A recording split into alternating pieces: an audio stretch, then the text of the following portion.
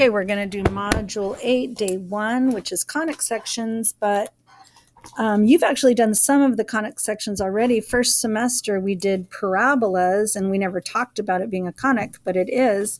Conics are these like two cones, one stacked on top of another, and if you slice the cones in different ways with like a plane or a piece of paper, you get an intersection, and the intersection of this one is what you already know about, is a parabola.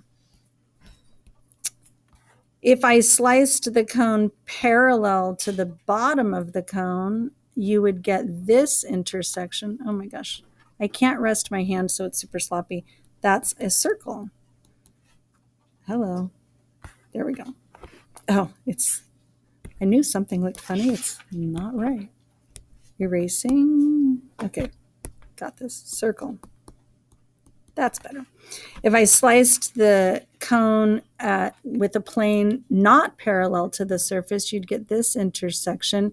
In elementary school, you'd probably call that an oval, and that's true in elementary school, but its true name is an ellipse, which looks like an oval. And then the last conic section that we're going to go over is where it's like an upside down and a right side up parabola. If I sliced both cones with that plane, it would look like an upside down parabola and a right side up, but that's called a hyperbola. Okay, today we're just going to deal with the circle, which is actually, you're going to love this because it's not terribly challenging, and it looks a little bit like something you know about. Sorry, my hand hit something and the screen goes crazy. Just for a minute, ignore these. I'm going to use this space. The standard form of a circle is x minus h squared plus, it's always plus in between, y minus k squared equals r squared. Since it's a circle, you could probably guess what the r stands for: radius. And that's pretty new to you probably, but it looks a little bit, hopefully, like the vertex form of a parabola, which looks like this: a x minus h squared plus k. The x minus h squared is pretty similar to the circle. And we also have a k in the parabola. This time with the circle, the k is inside the parentheses with y. But otherwise, they have, some things in common. Just like I told you when we did parabolas, everything inside parentheses with the x, remember I always said it was the opposite of what you see? Well, the same is true of circles. This is going to be the opposite, so is the y value. You might even remember, although probably not, because we never saw parentheses surrounding y. But I told you at the time, if it's inside parentheses with y, or if it's inside parentheses with x, the number is going to be the opposite of what we see. So let me erase that big mess and we'll get started with it. I have notes on this that I'll put on Google Classroom. I'm not going to take the time today to have you write the notes. I don't think you're going to need them because you'll find it's fairly simple. So it says, given the equation, we have to find the center and the radius. Well, I just mentioned everything inside the parentheses is the opposite of what you see. So if it's x minus 2, the center has an x value of positive 2. If it's y minus 3, the center has a y value of positive 3.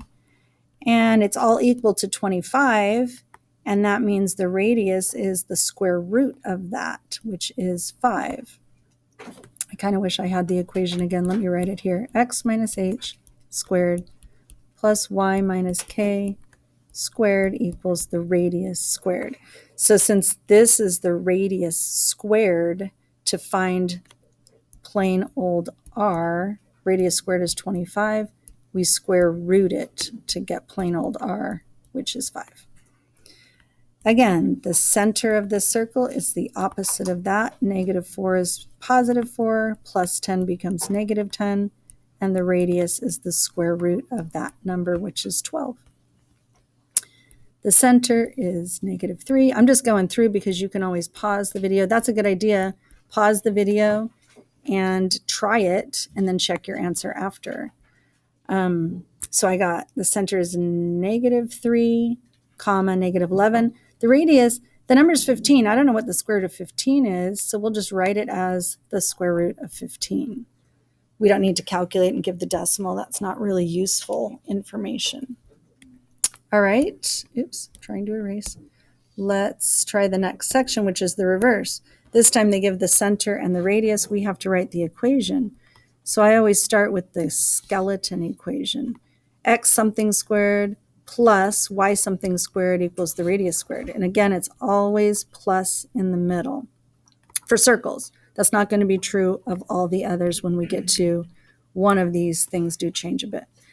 The center here is 0, 4. If it's 0, I could write x plus 0 squared, but that's kind of weird. We don't usually do that. So I'm just going to say, instead of x plus 0 squared, I'll just say x squared. And if it's positive 4 there, I'm going to write y minus 4 inside the parentheses. If the radius is 9, remember the end is our r squared. So I have to square that to get the number at the end of the equation. Not 3, it's 9 squared, not the square root of 9. If I'm going the other direction, like we did up here, we square root to get the r value, but this time I have the r value, so I square it. The next one is just 0, 0, so I don't need any parentheses. X squared plus y squared equals the radius squared, which is 8. Oops, I'm writing 8, not 8. The radius is 8. 8 squared is 64. Again, it's a good idea to pause these. I'm going to just write the answer. You're going to pause it and check. X minus 10 squared plus y squared, because the y value is 0. Again, r is the square root of 5, so if I square that, I get plain old 5. Okay. Again, I'm going super fast, but you can always, oops, I'm giving away the future because I didn't erase that. The next one, we have to graph these. You can always pause it and reverse and check your answers and all of that. The next section is graphing on your own graph paper. So pull up some graph paper, pause the video. I'm pulling up some graph paper. And the first equation is, I'm trying to find it over here.